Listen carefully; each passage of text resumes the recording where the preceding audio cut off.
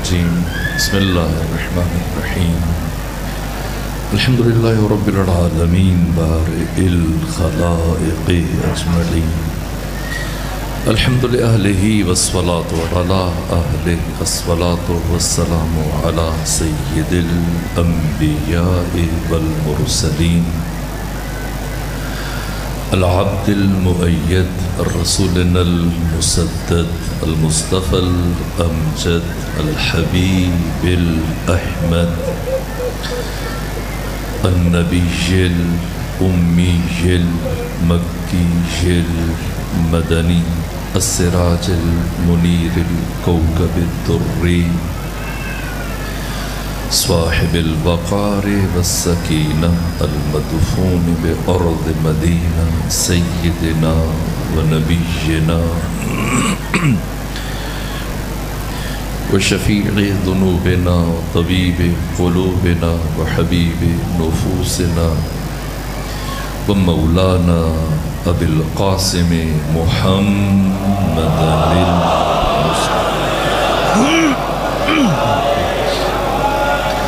وأهل بيته الأطيبين الأطهرين الأنجبين المعصومين المظلومين ورحمة الله على أحبابهم وأصحابهم وشيعتهم ومحبيهم ومواليهم أجمعين ولعنة الله على أعدائهم ومنكري فضائلهم وغاصبي حقوقهم من يوم عداوتهم إلى الآن ومن الآن إلى قيام يوم الدين وبعد يوم الدين أما بعد فقد قال حق سبحانه وتعالى في القرآن بسم الله الرحمن الرحيم والفجر وليال عشر والشفع والوتر والليل إذا يسر هل في ذلك قسم لذي حجر يا أيتها النفس المطمئنة ارجعي إلى ربك راضية مرضية فادخلي في عبادي وادخلي جنتی. صلوات کیجیے خاندان فاطمہ.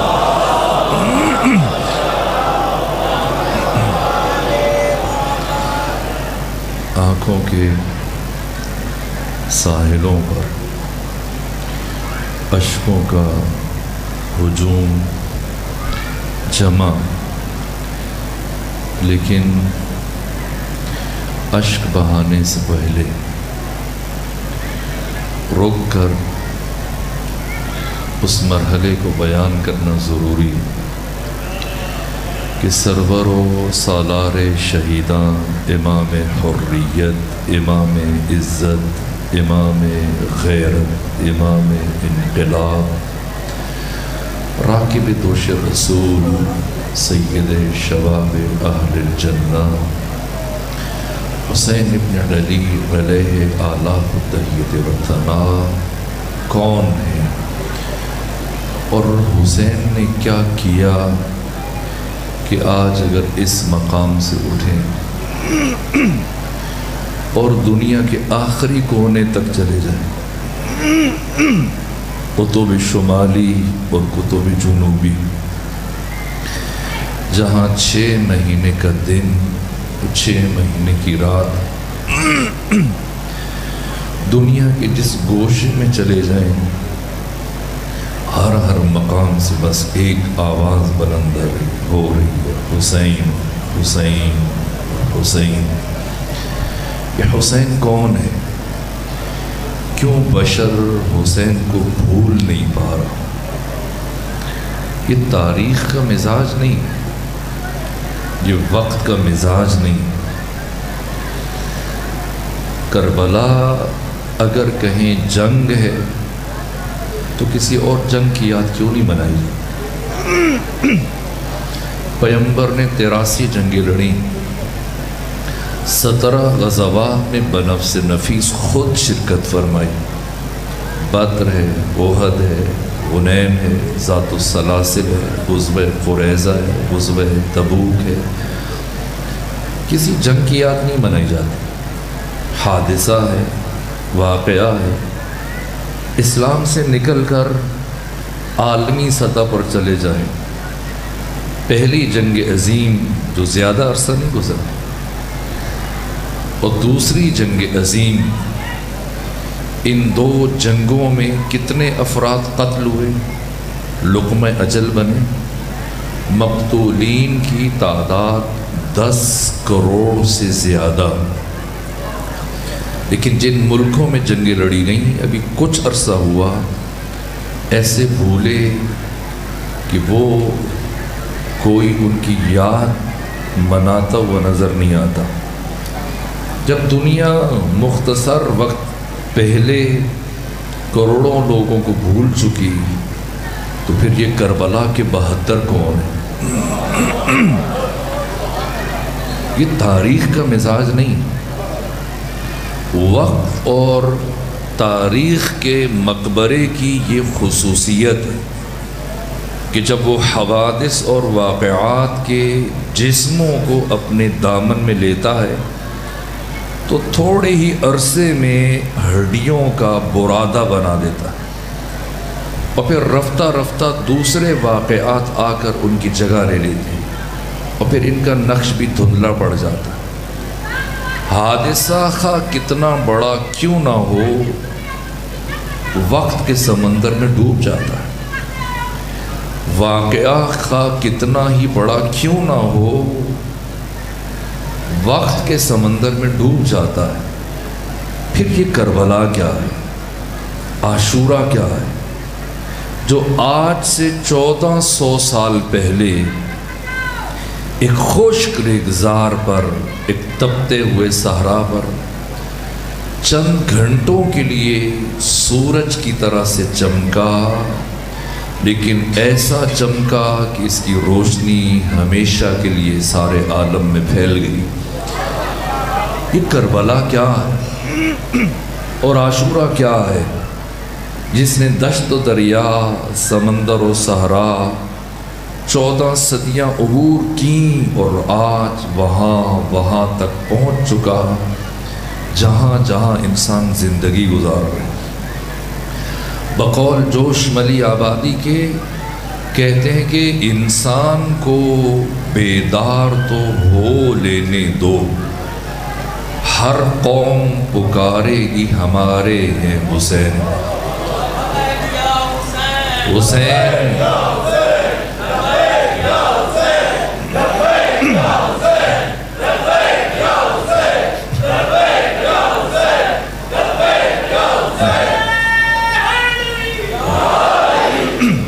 میں نے کبھی خواہش نہیں کی، کسی نعرے کی کبھی خواہش نہیں کی، لیکن چونکہ آپ نے یہ نعرہ بلند کیا، وہ بھی عاشور کے دن بلند کیا، 10 محرم کو، تو پھر ایک جملہ عرض کروں گا، پھر نعرہ لگائیے گا، اور اس طرح سے نعرہ لگائیے گا جس طرح سے حسین چاہتے ہیں۔ نہیں، رک جائیں، عرض سنیں اس کے بعد لگائیں۔ کتنے دن کے پیاسے ہیں حسین؟ 3 دن کے پیاسے ہیں۔ اور کربلا کے شہیدوں میں سب سے زیادہ پیاسا کون ہے؟ کربلا میں مرنے سے زیادہ مشکل کام جینا تھا۔ جو جتنی دیر تک جیا اس نے اتنی مصیبت برداشت کی، اتنی پیاس برداشت کی۔ اور حسین کتنے پیاسے ہیں؟ سید ابن طاؤس نے اللحوف میں لکھا کہ جب حسین اکیلے رہ گئے، تنہا رہ گئے، وطر الموتور، اتنے پیاسے تھے کہ جب آسمان کی طرف سر اٹھایا، آسمان حسین کو دھوئیں کی شکل میں نظر آ رہا تھا، لیکن کربلا میں 3 دن کے پیاسے حسین نے اپنے لیے پانی نہیں مانگا۔ حسین کو 2 طرح کی پیاس تھی، ایک پانی کی پیاس، ایک نصرت کی پیاس۔ 3 دن کے پیاسے نے پانی نہیں مانگا، نصرت مانگی، مدد مانگی، اور مدد جان بچانے کے لیے نہیں، اس لیے کہ جب صدا استغاثہ بلند کیا تو اتنا خون بہہ چکا تھا جب زندگی کے آثار ختم ہو گئے تھے۔ یوسف فاطمہ کچھ لمحوں کے مہمان، اور فرما رہے حل من ناصرین ینصرنا، حل من مغیثین یغیثنا، حل من داب یذب عن حرم رسول اللہ۔ یہ کیوں نصرت مانگ رہے ہیں؟ جو ابھی ذکر کر رہے تھے، میں نے خود پڑھا ہے، اجنہ آئے نصرت کے لیے واپس بھیج دیا کہ یہ خلاف عدل ہے کہ میں انسانوں کے خلاف جنوں سے مدد حاصل کروں۔ جو کوئی اور آیا روز عاشور، ممکن ہوا تو وہ روایت بھی پڑھوں گا، واپس بھیجا، جاؤ بیٹی کو میرا سلام کہنا، میری امانت پہنچا دینا۔ تو جو آیا نصرت کے لیے اسے تو واپس بھیج رہے ہیں، پھر کیوں نصرت مانگ رہے ہیں؟ حسین جان بچانے کے لیے نصرت نہیں مانگ رہے، بلکہ پیغام دے رہے ہیں کہ اپنے نانے کے دین کو 61 ہجری تک بچا کے لے آنا یہ میرے ذمے ہے، اور 61 ہجری سے لے کر قیامت تک اس دین کی حفاظت کرنا میرے عزاداروں کی ذمہ داری ہے۔ اس لیے جب لبیک یا حسین کہیں تو پھر یہ ذہن عالی میں رہے کہ حسین ابن علی نے جب استغاثہ بلند کیا تو حسین کو کیسے جواب دیا گیا۔ اگر حسینی استغاثے کا جواب دینا ہے، 3 دن کے پیاسے نے جان کے لیے مدد نہیں مانگی، دین کی بقا کے لیے مدد مانگی۔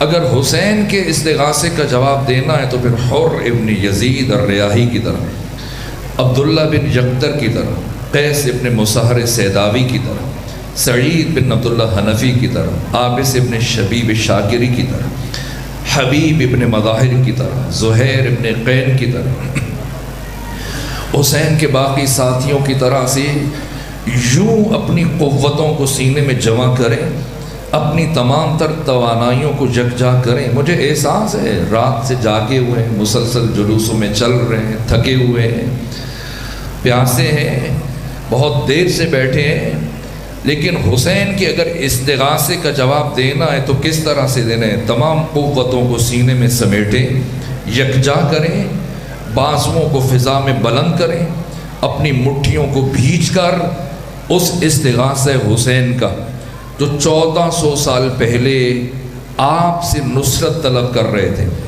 ایسے جواب دیں کہ آپ کی یہ آواز ہوا کے دوش پہ سفر کرتے ہوئے کربلا کے امیر حسین ابن علی کی بارگاہ تک پہنچے، مل کے اپنی توانائیوں کو جمع کریں اور جواب دیں لبیک یا حسین۔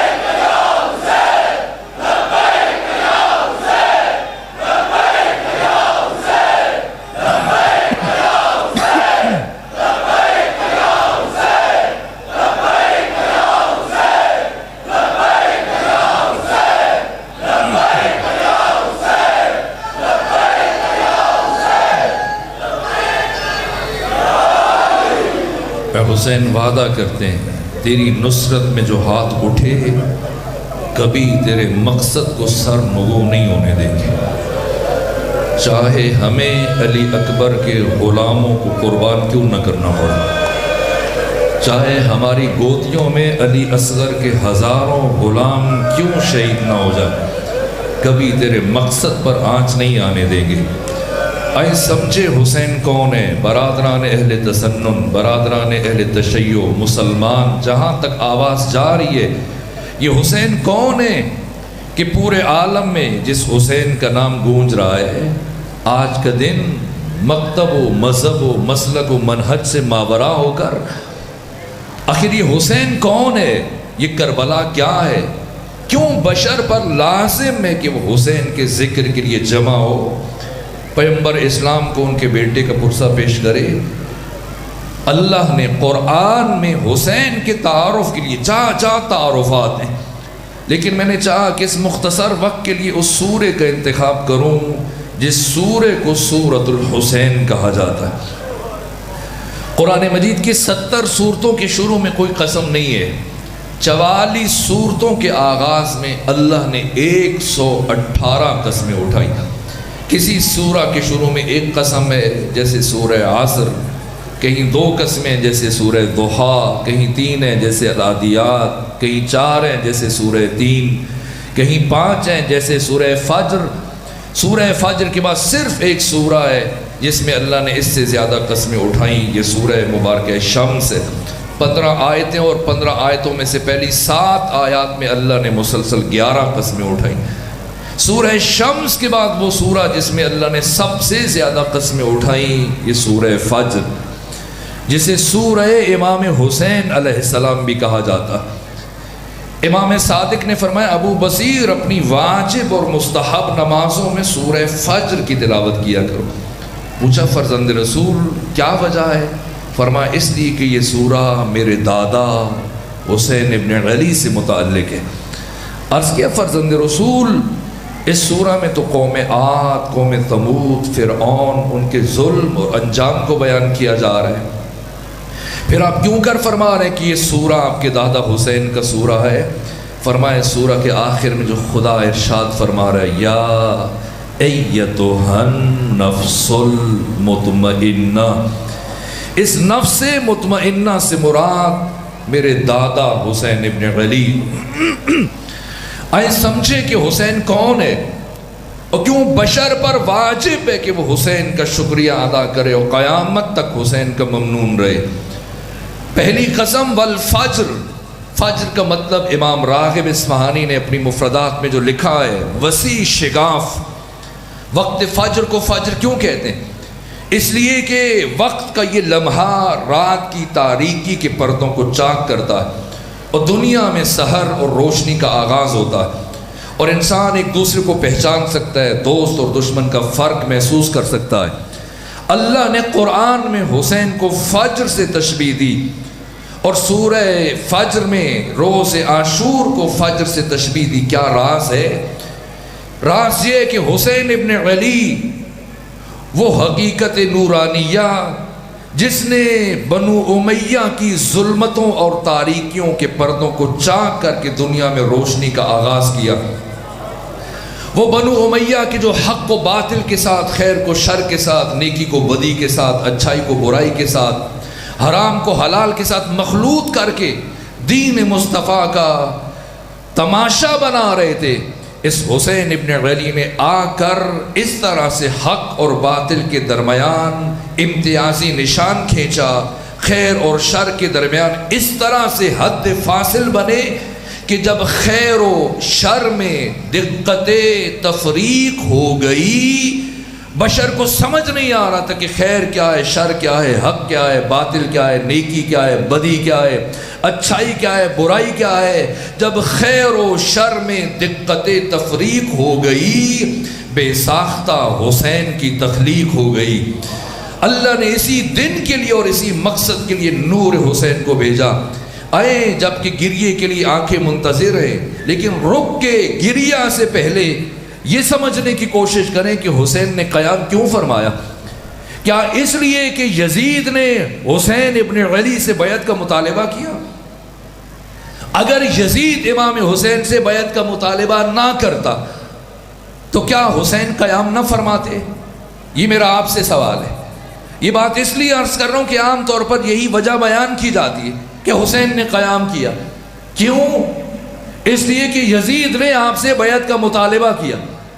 تو سوال اگر بیعت کا مطالبہ نہ کرتا تو کیا حسین قیام نہ فرماتے؟ اور جو دوسری وجہ بیان کی جاتی ہے کہ حسین نے قیام اس لیے فرمایا کہ اہل کوفہ نے خطوط لکھے عجب، اہل کوفہ کو تو پتہ ہی نہیں تھا کہ معاویہ ابن ابو سفیان کی موت ہو چکی ہے۔ سب سے پہلا خط پوری اسلامی دنیا میں جو سب سے پہلے لکھا گیا وہ حسین کے لیے بھیجا گیا، اور امام حسین نے 28 رجب کو مدینہ چھوڑا۔ اب تو اہل کوفہ میں سے کسی ایک کا خط بھی نہیں آیا تھا آپ کے پاس۔ 3 شعبان کو 5 دن کے بعد مکہ میں پہنچے، اور 1 مہینہ 15 دن گزرنے کے بعد اہل کوفہ کے خطوط کی پہلی کھیپ 15 رمضان المبارک کو قیس ابن مصہر سیداوی اور سعید بن عبداللہ حنفی لے کر امام کے پاس مکہ پہنچے۔ اہل کوفہ کو تو بعد میں پتہ چلا، اس کا مطلب حسین ابن علی نے اہل کوفہ کی دعوت کے جواب میں بھی قیام نہیں فرمایا۔ پھر کیوں قیام فرمایا؟ انکار بیعت کی وجہ سے حسین مشکل میں آئے، یا کوفہ والوں کے بلانے کی وجہ سے؟ کیا کسی اور نے بیعت کا انکار نہیں کیا تھا؟ عبداللہ ابن زبیر ابن عوام کے بیٹے نے بھی تو بیعت کا انکار کیا تھا۔ کیا اسے یزید نے قتل کر دیا تھا؟ نہ صرف یہ کہ وہ یزید اسے قتل نہ کر سکا، بلکہ عبداللہ بن زبیر یزید سے بڑی حکومت بنانے میں کامیاب ہو گیا۔ آپ جانتے ہیں یزید کی حکومت سمٹ کر شام، قنسرین، لبنان اور ان علاقوں تک محدود ہو گئی۔ پورا مکہ، مدینہ، حجاز، طائف، مصر، ایران، عراق، سب پر عبداللہ ابن زبیر نے قبضہ کر لیا، اور 73 ہجری تک 9.5 سال حکومت کی۔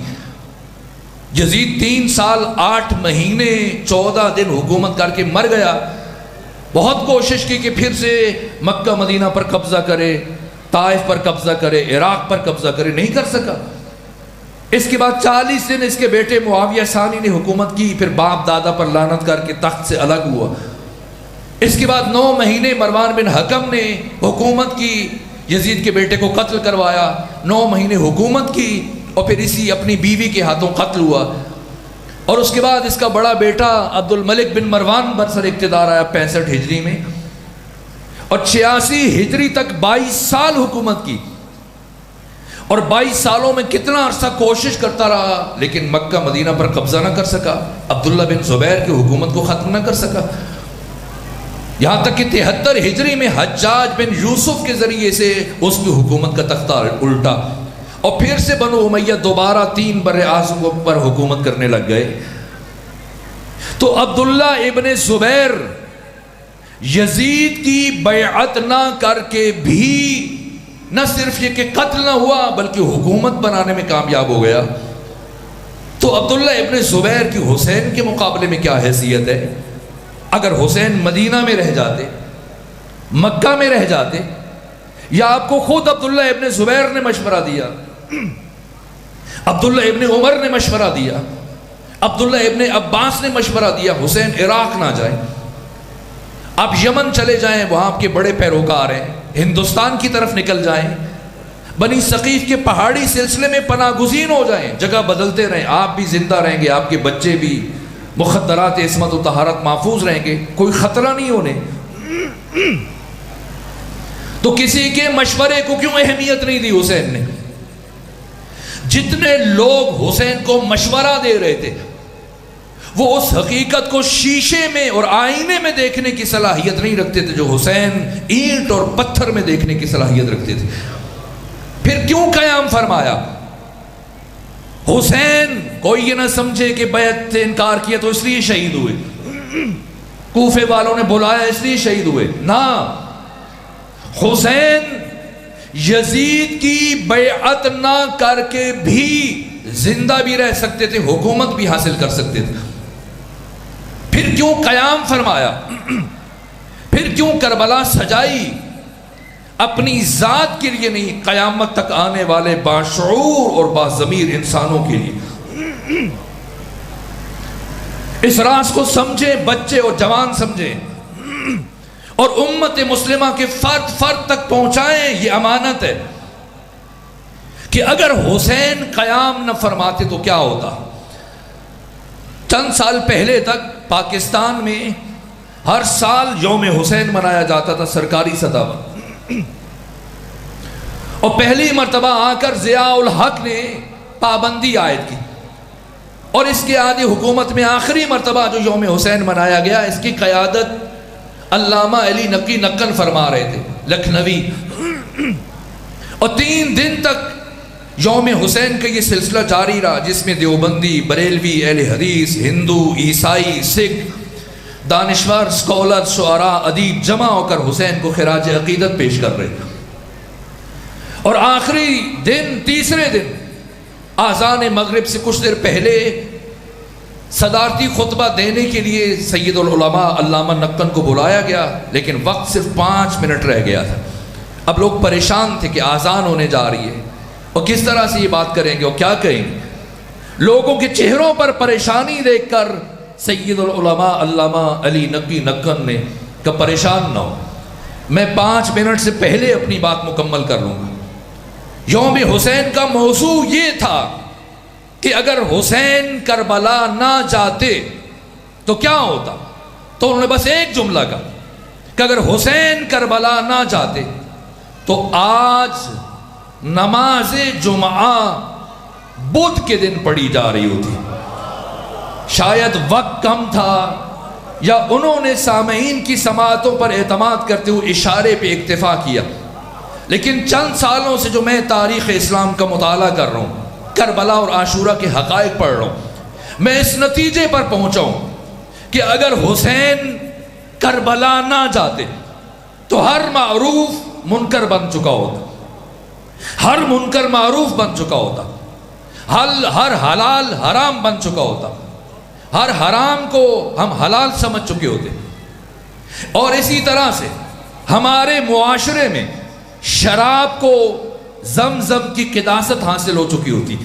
اور اگر مختصر کروں، ہماری مسجدوں میں، ہمارے گھروں میں، عبادت گاہوں میں، شادی حالوں میں مسلمان اکٹھے ہو کر جمع ہوتے اور ہمارے مولوی صاحب سر پر چائنا کی ٹوپی رکھ کر یا دستار پہن کر اور کندھوں پہ ردا رکھ کر رومال گلے میں لپیٹ کر تسبیح گھماتے ہوئے آ کر ایک ماں کا اس کے سگے بیٹے کے ساتھ، ایک بہن کا اس کے سگے بھائی کے ساتھ نکاح پڑھ کر چلے جاتے، مٹھائیاں تقسیم ہو جاتی اور لوگ ایک دوسرے کو مبارکباد دے کر گھروں کی طرف رخصت ہو جاتے، اور کسی ایک فرد کو احساس تک نہ ہوتا کہ کتنا بڑا ظلم ہوا ہے اگر حسین ابن علی کربلا نہ جاتے۔ حسین نے کربلا جا کر یزیدیت اور اسلام کے درمیان حد فاصل کھینچ دی۔ ابھی آج روز عاشور ہے اور کچھ دیر کے بعد آپ نماز پڑھیں، اگر کوئی آدھا گھنٹہ پہلے سید موجود ہے، عالم، آپ کو اگر وقت سے 10 منٹ پہلے نماز پڑھائیں، اب پڑھیں گے؟ بے شک جتنے متقی ہیں، یہاں کوئی مجتہد آ جائے اور وہ صرف 5 منٹ پہلے آپ کو وقت سے پہلے نماز پڑھانا چاہے، ابھی مغرب نہیں ہوئی، غروب نہیں ہوا، اور پہلے کہیں کہ چلو 5 منٹ پہلے پڑھ لیتے، چاہے وہ حافظ قرآن ہے، مفسر ہے، محدث ہے، فقیہ ہے، مفتی ہے، عالم ہے، نماز پڑھیں گے؟ نہیں پڑھیں گے۔ تو اب سمجھیں کہ اسلامی معاشرہ کس نوبت تک پہنچ چکا ہے کہ اب 5 منٹ پہلے نماز پڑھنے کے لیے تیار نہیں اپنے وقت سے، اور نماز جمعہ بدھ کے دن پڑھی جا رہی ہے، اور کسی ایک فرد نے اعتراض نہیں کیا۔ کیوں؟ اس لیے کہ اب مسند ختمی مرتبت پر یزید جیسا نابکار پہنچا ہوا ہے، اور اب اس کا عمل یہ اسلام کی نمائندگی کر رہا ہے۔ اب جو کردار یزید ہے وہی اسلام سمجھا جاتا، اور یہ حسین ہے جنہوں نے اپنا گھر چھوڑ کر اپنے بچوں کو مخدرات عصمت و طہارت کو ساتھ لیا، اور یزید کی کثافتوں کو اور نجاستوں کو بنو امیہ کے گھروں تک محدود کر دیا کہ اسلام الگ ہے اور بنو امیہ کا کردار الگ ہے۔ تو یہ احسان صرف مسلمانوں پر نہیں، حسین کا یہ احسان انسانیت پر۔ آپ پاکستان میں، ہمسایہ ملک ہندوستان میں ایک ڈاکٹر گزرے ہیں، دانشور گپتا رام، تو خود بھی ڈاکٹر تھے، بہو بھی، بیٹیاں بھی، بیٹا بھی ڈاکٹر، ان کا اپنا بڑا مطب تھا، کلینک تھا، لیکن 10 محرم کو وہ مطب میں نہیں بیٹھتے تھے اور پا برہنہ سر برہنہ ماتمیوں کو، عزاداروں کو، لوگوں کو پانی پلاتے، شربت پلاتے، کھانا کھلاتے۔ کسی نے سوال کیا کہ گپتا رام آپ تو مسلمان نہیں ہیں، آپ تو شیعہ نہیں ہیں، تو کیوں محمد مصطفیٰ کے نواسے کے لیے اتنا اہتمام کر رہے ہیں؟ آپ کا کیا تعلق ہے حسین سے؟ کہا اگر ایسا نہ کروں تو میرے ضمیر پر بوجھ آ جاتا۔ کہا کیسا بوجھ آ جاتا ہے؟ کہا میں جب بھی اپنے گھر میں داخل ہوتا ہوں میرے گھر کے اندر 4 خواتین ہیں، ایک میری ماں ہے، ایک بہن ہے، ایک بیٹی ہے، ایک بیوی ہے۔ دیکھنے میں تو چاروں خواتین ہیں، بحیثیت خاتون ان میں کوئی فرق نہیں، لیکن ماں کو ماں کی نگاہ سے دیکھتا ہوں، بہن کو بہن کی نگاہ سے دیکھتا ہوں، بیٹی کو بیٹی کی نگاہ سے، زوجہ کو زوجہ کی نگاہ سے دیکھتا ہوں۔ تو جس ہستی نے ان چاروں میں مجھے یہ فرق عطا کیا میں اسے کیسے بھلا سکتا ہوں؟ ہر بشر مدیون ہے قیامت تک حسین ابن علی کا۔ آج بنام دین تسبیح ہے، جائے نماز ہے، آذان ہے، مسجد ہے، نماز ہے، تلاوت ہے، حج ہے، زکوٰۃ ہے، جو کچھ کسی بھی مسلمان چاہے وہ بریلوی ہے، اہل حدیث ہے، دیوبندی ہے، شیعہ ہے، سنی ہے، جس کے پاس بنام دین جو کچھ بھی ہے صرف اور صرف حسین ابن علی کی وجہ سے۔ ہر بشر مدیون ہے، اس لیے خدا نے قرآن میں فرمایا والفجر۔ وقت نہیں کہ میں تھوڑی اور وضاحت عرض کروں، ایک جملہ اور عرض کر دیتا ہوں۔ فجر، یہ نماز فجر کو بھی فجر کہتے ہیں، اور سب سے پہلے عالم دین تشریف فرما ہے، ان کے پاس کتابوں کا ذخیرہ ہے، جا کے دیکھیے، ان سے رہنمائی لیجیے۔ یہ 5 نمازیں، اور 5 نمازوں میں سب سے پہلے جو نماز فرض ہوئی ہے یہ ظہر کی، پھر عصر کی، پھر مغرب، پھر عشاء، اور آخر میں نماز فجر۔ اور مکہ میں یہ تمام جتنے بھی بڑے بڑے محدثین ہیں اور مورخین ہیں، امام شمس الدین ذہبی کی تاریخ الاسلام اٹھا لیجیے، اور ابن اسحاق کی اور ابن حشام کی سیرت اٹھا لیجیے، اور یہاں تک کہ اردو میں مولانا شبلی نعمانی کی سیرت النبی اٹھائیں، جتنی بھی سیرت اور تاریخ کی کتابیں، سب نے لکھا کہ مکہ میں ان 5 نمازوں کی رکعتوں کی کل تعداد 10 تھی، 2 ظہر کی، 2 عصر کی، 2 مغرب کی، 2 عشاء کی، 2 فجر کی۔ اور مکہ پہنچنے کے دوسرے سال، مدینہ پہنچنے کے دوسرے سال، دوسری ہجری میں مزید 7 رکعتوں کا اضافہ ہوا، ظہر کے ساتھ 2 رکعتیں، عصر کے ساتھ 2 رکعتیں، مغرب کے ساتھ 1، عشاء کے ساتھ 2، لیکن فجر کی 2 رکعتیں بدستور 2 رہیں۔ تو خدا کے ہاں مزاج نہیں ہے، اللہ کے ہاں کیفیتیں نہیں ہیں، اللہ سبحان احساسات، جذبات، عواطف سے ماورا، بالاتر۔ ایسا نہیں کہ خدا کے ہاں مزاج پایا جائے، خدا خالق عقل، خدا حکیم، اگر اضافہ کرنا تھا تو شروع میں 17 رکعتیں رکھتا، شروع میں 10 رکھی مکہ میں، اور تمام مورخین نے لکھا، سنی شیعہ کسی کو اختلاف نہیں، مدینہ پہنچنے کے دوسرے سال 7 رکعتوں کا اضافہ ہوا۔ اگر اضافہ ہوا تو ایک جیسا ہو، یا ایک رکعت کا ہو تو سب نمازیں 15 رکعتیں ہو جائیں، 2 کا ہو تو 20 ہو جائیں۔ 3 نمازوں کے ساتھ 2 رکعتوں کا اضافہ کیا، اور ایک کے ساتھ صرف 1 رکعت، لیکن فجر کے ساتھ کوئی اضافہ نہیں کیا۔ تو آیت اللہ حسن زادہ عاملی اور خمینی بت شکن اور دیگر عرفا اس اضافت کی جو حکمت بیان کرتے ہیں کہ اول جعل میں شعر مقدس نے ظہر کی 2 رکعتیں فرض کی تھی، اور مدینہ پہنچنے کے دوسرے سال جو 2 رکعتیں اللہ نے اپنی نماز میں، اپنی بندگی اور عبادت میں اضافہ کیا اعزاز مصطفیٰ میں، اور ان 2 رکعتوں کو محمد مصطفیٰ کی عزت کی تجلی کا مظہر قرار دیا، اور عصر کی 2 رکعتوں کو اعزاز علوی میں اور علی ابن ابی طالب کی عزت کا مظہر قرار دیا، اور مغرب کی 1 رکعت کو اعزاز فاطمہ میں، اور عشاء کی 2 رکعتوں کو اعزاز حسن مجتبیٰ میں، لیکن فجر کی 2 رکعتوں کو پروردگار نے بدستور 2 رکھا، کیوں خدا بشر کو یہ پیغام دینا چاہتا ہے کہ جو کچھ خدا کا ہے سب حسین کا ہے، اور جو حسین کا ہے سب خدا کا ہے۔ ابھی ملتان میں یہاں پر ابھی ظہر پڑھیں گے، عصر پڑھیں گے، رات میں عشاء پڑھیں گے، تو یہ 4 رکعتیں، لیکن اگر یہاں سے لاہور چلے جائیں، دوسرے شہر چلے جائیں، تو 4 رکعتی نماز قصر ہو کر 2 رکعتی ہو جائے گی۔ ظہر کی 4 کے بجائے 2 پڑھیں گے، عصر کی 4 کے بجائے 2 پڑھیں گے، عشاء کی 4 کے بجائے 2 پڑھیں گے۔ لیکن مغرب میں رخصت نہیں ہے، فجر میں رخصت نہیں ہے، مغرب کی 3 پڑھی جائیں گی، سفر میں بھی حضر میں بھی۔ فجر کی 2 پڑھی جائیں گی، سفر میں بھی حضر میں بھی، دیش میں بھی پردیس میں بھی۔ کیوں؟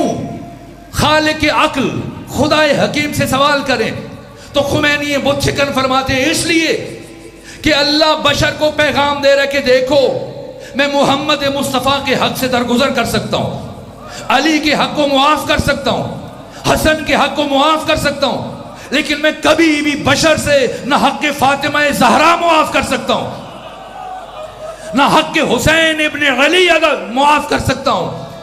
اس لیے کہ حسین اگر نہ ہوتے تو تمام نبیوں کی ساری محنتیں ہمیشہ کے لیے ختم ہو جاتی۔ اس لیے اللہ اس دن کی صبح کی قسم اٹھا رہا ہے، والفجر واللیال عشر، مجھے 10 راتوں کی قسم۔ فجر کے بعد کون سی 10 راتیں؟ یہی محرم کی 10 راتیں جن میں آپ برابر آ کر حسین کا ذکر کرتے رہے۔ واللیال عشر والشفع والوتر، اور مجھے قسم ہے جب سب موجود تھے، جفت سب موجود تھے، جمع تھے، والوتر قسم جب حسین تنہا رہ گئے، واللیل اذا یسر، اور مجھے رات کی قسم جب وہ ڈھلنے لگے۔ یہ کون سی رات ہے جس کی پروردگار 10 راتوں کی قسم اٹھانے کے بعد پھر قسم اٹھا رہا ہے؟ یہ رات، یہ شب عاشور ہے، وقت ختم ہو رہا ہے۔ اگر کوئی شب عاشور کو سمجھنا چاہتا ہے تو پہلے شب ہجرت کو سمجھ لے، اس لیے کہ جو روح شب ہجرت کی ہے وہی روح شب عاشور کی۔ جو شب ہجرت میں ہوا بعین ہی وہی شب عاشور میں ہوا۔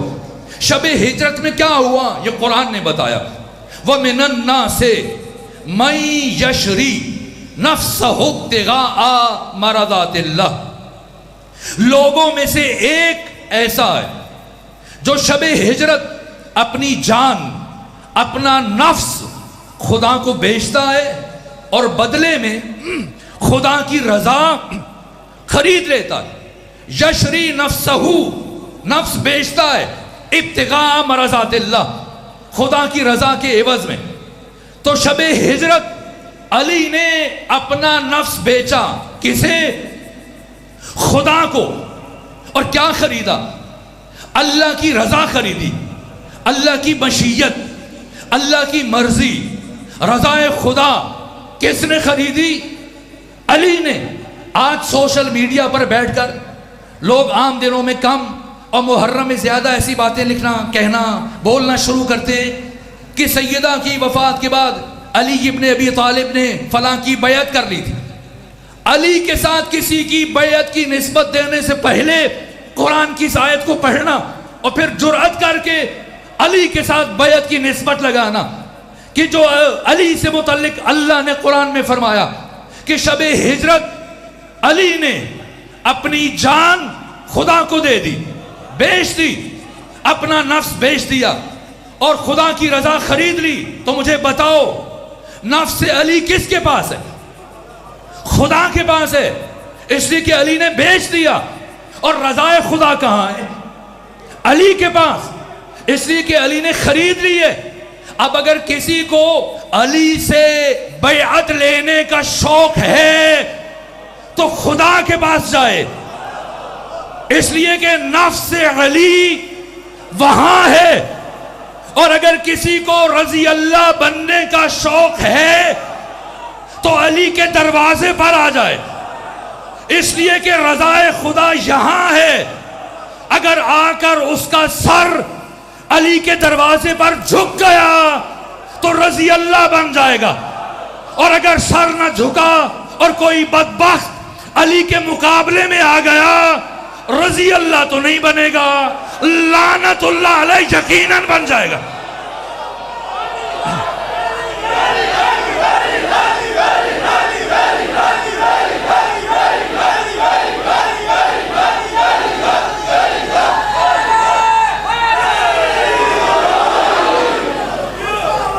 अगर शबे हिजरत समझ में आ गई तो अब शबे आशूर समझ में आएगी। जो शबे हिजरत में हुआ वही शबे आशूर में हुआ। शबे हिजरत में एक इंसान ने अपनी जान खुदा को बेची है। शबे आशूर में 72 ने अपनी जान खुदा को बेची। क्यों अलैहिस्सलाम कहा जाता है? क्यों इन 72 पर खुदा सलाम भेजता है? इसलिए कि इन 72 ने शबे आशूर अपनी जान खुदा को बेची। और हुसैन इब्न अली ने जब फरमाया जाओ मैं भी राज़ी और मेरा नाना भी राज़ी, तो क्या कोई उठा था? ना। मुमकिन है मुअर्रिख ये तज्जिया पेश करे, इसलिए नहीं उठ रहे थे कि सब हुसैन इब्न अली को वारिस जन्नत समझते थे। अगर उठ जाए तो जन्नत हाथ से निकल जाएगी। दूसरी जमानत जारी फरमाई, जाओ मैं तुम्हें जन्नत की जमानत देता हूँ। कोई मौलवी या मुफ्ती जन्नत की जमानत दे रहा है? वारिस जन्नत सरदार जन्नत हुसैन इब्न अली जन्नत की जमानत दे रहा है। पहचानना ये कौन है 72 कि जो जन्नत की जमानत के बाद भी नहीं उठ रहे? एक भी उठा ना। मुमकिन है मुअर्रिख ये तज्जिया पेश करे, इसलिए नहीं उठ रहे थे कि आंखों की शर्म माने थी कि किस तरह से रोशनी में दुश्मनों के बीच में जब हुसैन गिरे हुए हैं आपको छोड़ के चले जाएं। तो अब हुसैन ने तीसरा काम किया, फरमाया बेटा अली अकबर चराग खेमा को गुल कर दिया। चराग खेमा गुल हुआ, एक चराग बुझा, 72 चराग जल उठे। और सबसे पहले रसूल इस्लाम के बूढ़े सहाबी हबीब इब्न मज़ाहिर खड़े हुए। अर्ज़ किया फर्जंद रसूल आप फरमा रहे हम चले जाएं? कैसे चले जाएं? हम आपको छोड़कर, आज अगर आपको छोड़ के चले जाएं तो क़यामत के दिन आपके नाना मोहम्मद मुस्तफ़ा को क्या मुंह दिखाएंगे? आपकी माँ फातिमा ज़हरा का सामना कैसे करेंगे? बैठे हबीब बैठे, मुस्लिम इब्न औसजा खड़े हुए, करबला के पहले शहीद। अर्ज़ किया फर्जंद रसूल ये दुनिया फ़ानी है, ये जहान फ़ानी है। अलबत्ता ये जुमले ज़ुहैर इब्न क़ैन ने कहा जहान फ़ानी है, अगर फ़र्ज़ कर लिया जाए कि जहान अबदी है, हमेशा रहेगा, और ये भी फ़र्ज़ कर लिया जाए कि हम भी इस दुनिया में हमेशा ज़िंदा रहेंगे, तब भी अपनी जानें आपके कदमों पर कुर्बान कर देंगे। और अब आबिस इब्न शबीब शाकिरी उठे और अर्ज़ किया फर्जंद रसूल अगर मुझे तीर व तबर व नेज़ों व शमशीर के साथ ज़ख्म लगा लगा कर मेरे जिस्म को टुकड़ों में बांट दिया जाए, फिर टुकड़ों को जमा करके जला दिया जाए, और फिर मेरी राख को बहा दिया जाए, और फिर जिंदा किया जाए, और फिर इसी तरह से मारा जाए, यहाँ तक कि 70 या 70,000 मरतबा कत्ल किया जाए, फिर उठाया जाए, तब भी मेरी सिर्फ एक ख्वाहिश होगी कि मैं अपनी जान आपके कदमों पर कुर्बान कर दूँ। और उसके बाद सईद बिन अब्दुल्ला हनफी उठे और क्या जुमला का, मुझे तो उस जुमले का जवाब नहीं मिलता, शायद आपको मिल जाए। क्या जवाब है? हो सकता है। एक मरतबा उठे, अर्ज़ किया फर्जंद रसूल आप फरमा रहे हैं हम चले जाएं, आपको छोड़ के कैसे चले जाएं? वो अफराद जिनकी माओ ने उन्हें पैदा ही इसी दिन के लिए किया था। फरमाया जज़ाकुमुल्लाह अन्नी खैरल जज़ा। और उसके बाद तारीख़ी सनद जारी फरमाई, इन्नी ला अअलमु अस्हाबन औफा मिन अस्हाबी, मेरे इल्म में नहीं कोई ऐसे असहाब जो मेरे असहाब से ज़्यादा बावफा हों। देखिए जाहिल हूँ, बात फैला देता हूँ, कुछ लोग बात को समेटने का हुनर जानते हैं। मुझे इस मौके पर मरहूम अज़हर हसन ज़ैदी का जुमला याद आता। किसी ने उनसे पूछा कि असहाब रसूल में और असहाब हुसैन में क्या फ़र्क? उन्होंने जवाबन का कोई फ़र्क नहीं था, कोई फ़र्क नहीं था, बस एक फ़र्क था। कहा कौन सा फ़र्क? कहा आओ और जाओ का फ़र्क। कहा ये कैसा फ़र्क है? कहा पैगंबर 9 साल 83 जंगों में बुलाते रहे, आओ, कोई नहीं आया। हुसैन सारी रात चराग बुझा के फरमाते रहे, जाओ, कोई नहीं उठा। जोश मली आबादी ने कहा सर फरिश्तों के यहाँ आज भी खम होते हैं, ऐसे इंसान रसूलों में भी कम होते हैं। ایک سند شب عاشور جاری فرمائی، انی لا اعلم اصحابا اوفا من اصحابی. دوسری سند اس لمحے جب حسین صرف خدا سے ہم کلام ہے اور صرف خدا سے گفتگو کر رہے ہیں، ترکت الخلق ترن فی ہواک، پروردگار میں نے ساری کائنات کو چھوڑ دیا صرف تیرے عشق میں. وَأَيْتَمْتُ الْعَيَالَ لِكَيْ أَرَاكَ، پروردگار بچوں کو یتیم کرنے لگا ہوں تاکہ تیری زیارت کر سکوں. اندھی ہو جائے وہ آنکھ جو تجھے نہیں دیکھ سکتی، پروردگار تو مخفی کب تھا کہ حسین تیرے لیے دلیلیں تلاش کرے. من وجدک فما اللہ، جس نے تجھے پا لیا اس نے کیا کھویا، اور جس بد نصیب نے تجھے کھو دیا اس نے کیا پایا. آئے مل کے آج روز عاشور یہی جملہ حسین کی بارگاہ میں عرض کریں جو حسین خدا کی بارگاہ میں کہہ رہے ہیں. حسین کہہ رہے پروردگار جس نے تجھے پا لیا اس نے کیا کھویا، جس نے تجھے کھو دیا اس نے کیا پایا. اے حسین آج ہم آپ کی بارگاہ میں کہتے ہیں جس نے تجھے پا لیا اس نے کیا کھویا، اور جس بد نصیب نے تجھے کھو دیا اس نے کیا پایا. صرف خدا سے ہم کلام ہیں. یہاں تک کہ عین اسی وقت جب خیموں سے رخصت ہو کر سوار ہونے لگے تو اب شہیدوں کے کٹے ہوئے سر، بکھری ہوئی لاشوں پر نگاہ پڑی، سوار ہونے لگے. عجیب جملہ کہا، یہ حسین کا نوحہ ہے. وقت ختم ہو رہا ہے، شرمندہ ہوں، بس چند جملے عرض کروں تو زحمت تمام کروں. فرماتے این این ظہیر، این این حبیب، این این مسلم، یا ابطال الصفا و یا فرسان الحیجا. اے میرے مسلم تم کہاں چلے گئے، اے میرے زہیر تم کہاں چلے گئے، اے میرے حبیب تم کہاں چلے گئے. یا ابطال الصفا، اے میرے شیروں، میرے بہادروں، تمہیں کیا ہوا. جب بھی تمہیں آواز دیتا تھا تم دوڑ دوڑ کر میری آواز پر لبیک کہتے تھے، لیکن الان انا انادیکم فلا تجیبونی، میں تمہیں آواز دے رہا ہوں لیکن میری آواز پر لبیک نہیں کہہ رہے. بس میرے عزیزو، اب حسین گھوڑے پر سوار ہوئے، ایڑ لگائی، چاہتے ہیں کہ مقتل کی طرف جائیں، لیکن آپ کا ذوالجناح اپنے مقام پر رکا ہے، ٹھہرا ہے. یہاں تک کہ امام نے فرمایا میرے فرس با وفا، یہ میری آخری خدمت ہے، میں تجھے اس کے بعد زحمت نہیں دوں گا. لیکن اس کے باوجود آپ کا ذوالجناح اپنے مقام پر رکا ہوا ہے. یہاں تک کہ فرمایا اے میرے فرس با وفا، جب سب نے میرا ساتھ چھوڑ دیا، کیا وقت آخر تو بھی میرا ساتھ چھوڑ دے گا.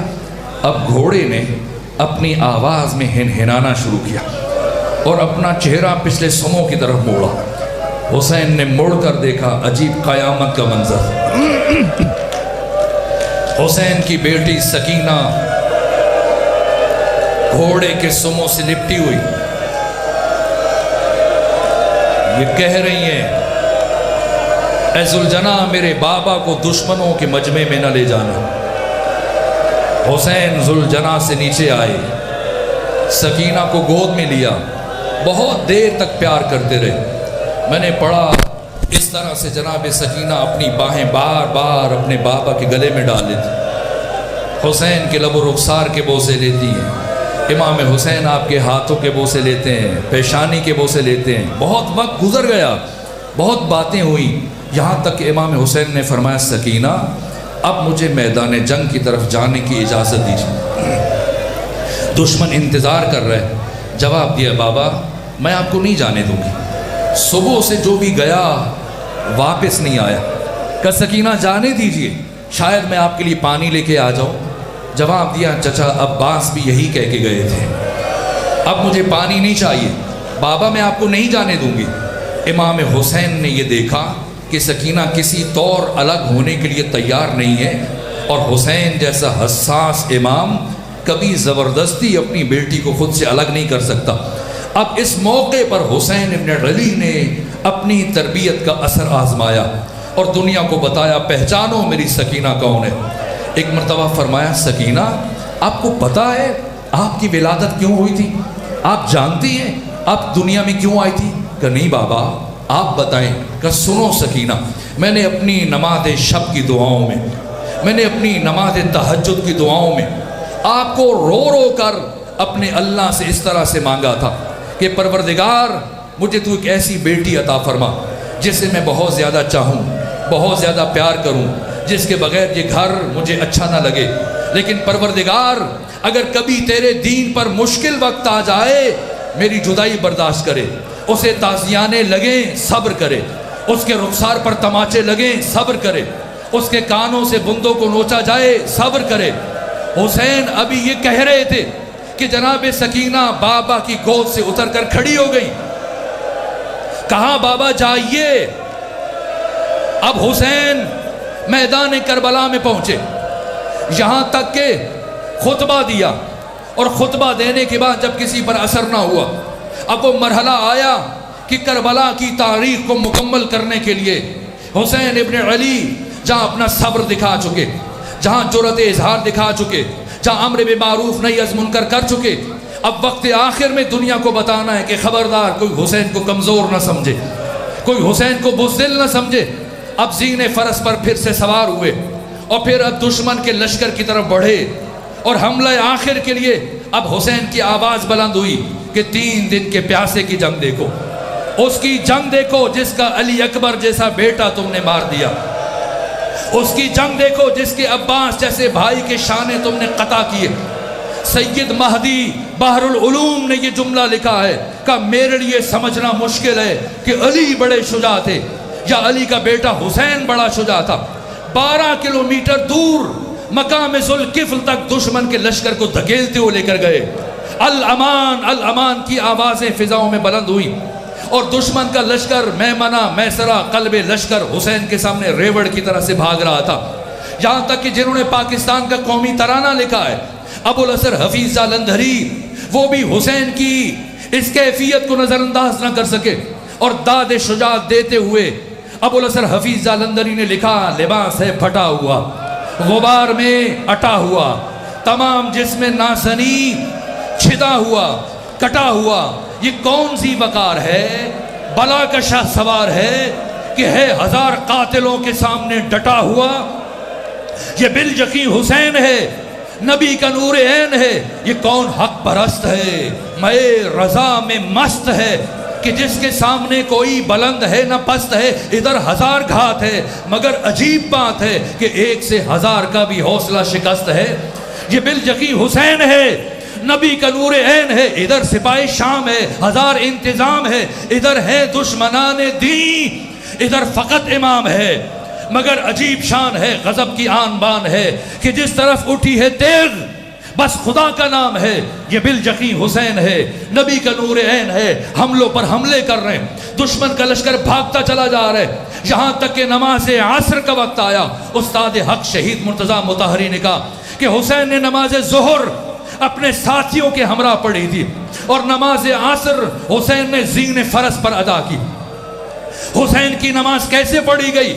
جیسی وقت داخل ہوا ایک مرتبہ حسین نے نماز عصر کا ارادہ کیا، اللہ اکبر، جیسی اٹھتے ہوئے ہاتھ سپاہیوں نے دیکھے، مڑنا شروع ہوئے، پلٹنا شروع ہوئے، آوازیں بلند ہوئی واپس آؤ، حسین نماز میں مشغول ہوئے۔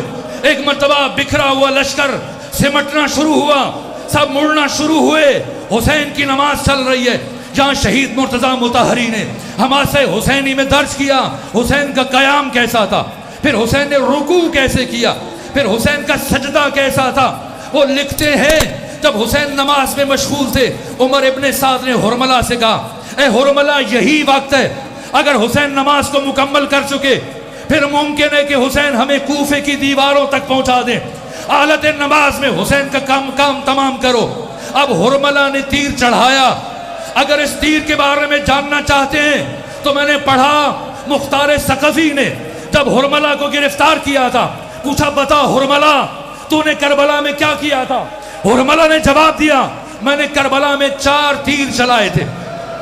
پوچھا کون سے 4 تیر؟ کا پہلا تیر میں نے مشق سکینہ میں چلایا، دوسرا تیر میں نے چشم ابو الفضل العباس میں چلایا، تیسرا تیر میں نے گلو علی اصغر میں چلایا، اور چوتھا تیر جس سے کربلا کی جنگ ختم ہو گئی۔